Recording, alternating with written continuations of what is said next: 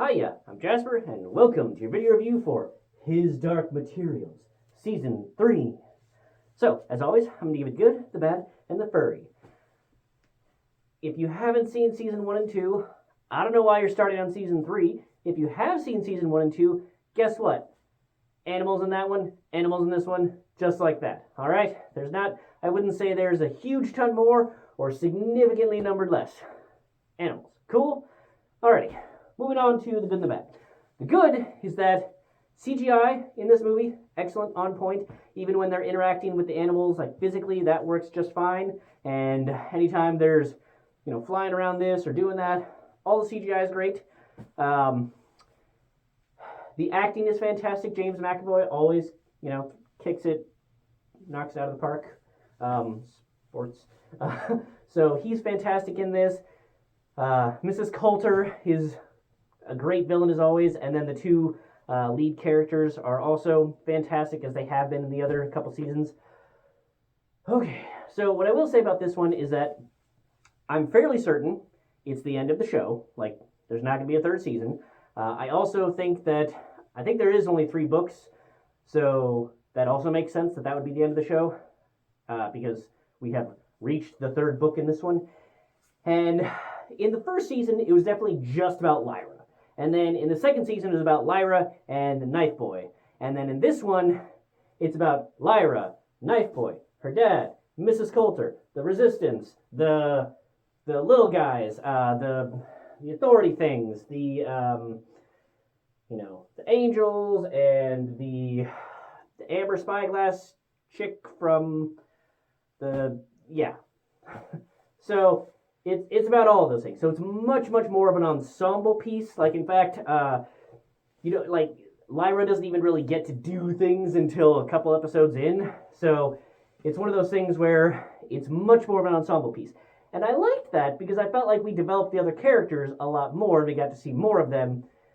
On the other hand, it was, less focused on the people that we have cared about this whole time, and just really focused on the other characters that had kind of been very much like, hey, hi, bye, in the first season.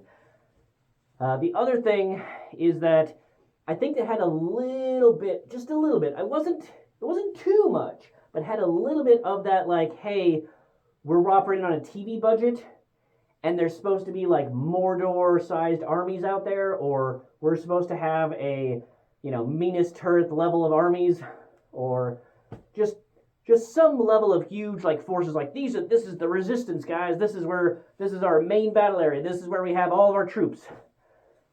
But every time we go to that camp, we're going to have the like, really far away exterior shot, and then we're just going to be inside, where there's, like, 4 guards, and then our main characters.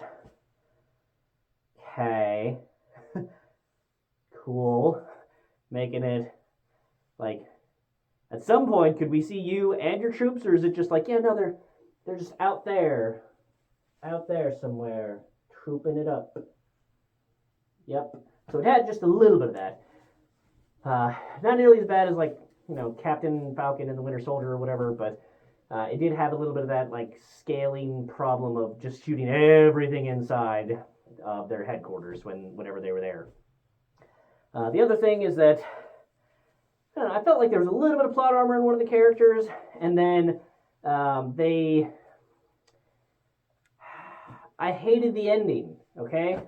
I think that's really what it came down to, is that the ending I felt was not, it was, how sometimes with endings, they have, like, some uber-duper convenience to, like, make things have a happy ending, and you're like, well, that's bullshit, but I'm glad they had a happy ending. It's bullshit, though, but whatever. Well, in this one, I felt like they did the opposite, to have, like, a bullshit thing to have a sad ending that they didn't need to have. I don't know, and I don't care if it aligns with the book. Sometimes you need to have a different ending from the book. Look at Fight Club, look at The Princess Bride. Just saying.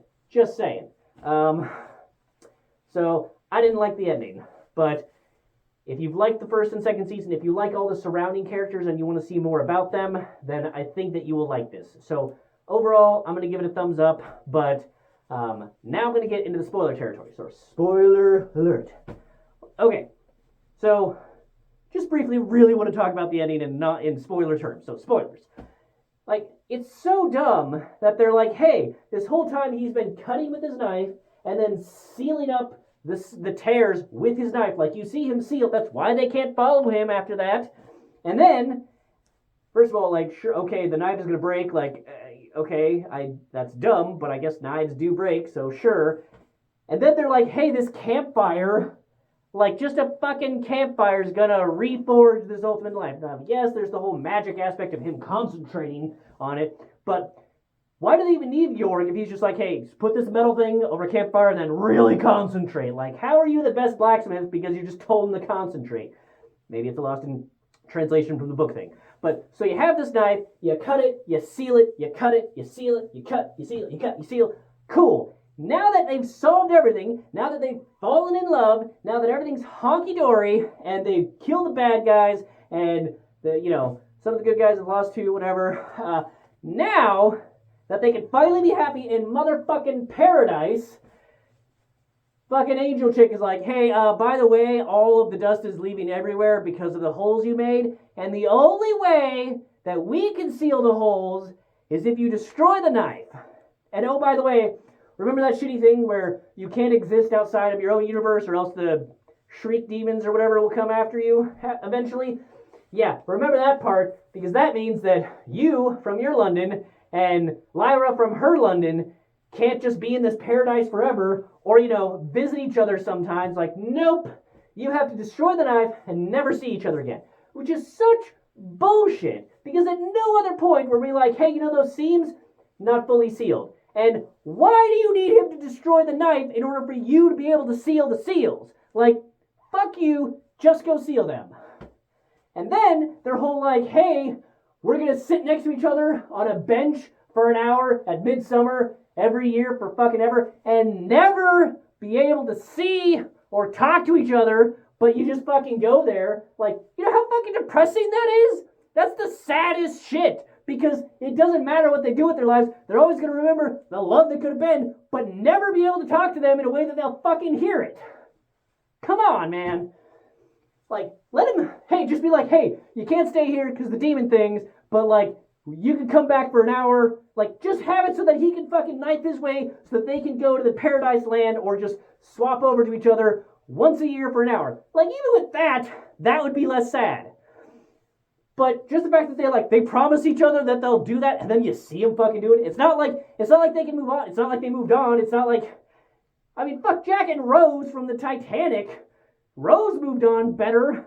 She went and had a family and kids and everything else. She didn't have to go back to the fucking like, oh yeah, that's where I pried his hand off mine to watch him go down to the ocean. Yep, I'm gonna do that every year forever, because that's not fucking sad and depressing. Like, come on, man. And then what happened? Like, there was no like, oh hey, he found a way to get in one of these years. No. It was just like, yep. And then they did that forever. That's so shitty. That's so shitty. You coulda let them have a happy ending, or at least be able to talk to each other, or found some way to have the dust connection thing that the little like flying beetle people have, like be able to talk like that for an hour, like something. Like, come on. So, yeah, I hated that part. They biffed the ending hardcore, and I also never really cared about the Spyglass chick. Like, I get that she was in maybe the first season, but the second season is like, oh, I'm a physics professor, and I'm physicsing and seeing the dust, and then she goes to some fucking marsupial land with horse-sized anteaters that talk, and cool, then she figures out that, like, I didn't care about her. She was like a tertiary to a secondary to a tertiary character in the second season or the first season or some shit. And then now we're supposed to like, she got too much screen time for just like, hey, I'm going to learn how to talk to these animals. Like, I did not need to see all that on screen. Like, even how much they montaged it, it still felt too long, and I still didn't care about her. And anything to do with her. Like, just did not care. You could have just taken the angel. Apparently, all you need to do is take the angel's word for it that, like, dust is leaving because of your knife. So, whatever. If you can stand shitty endings like that, with unnecessary sadness, then cool. Then go watch it then, I guess. It's on HBO Max. All right, that's all I have for this one. Thanks for coming. Thanks for watching. Hope to see you at the next one. Bye.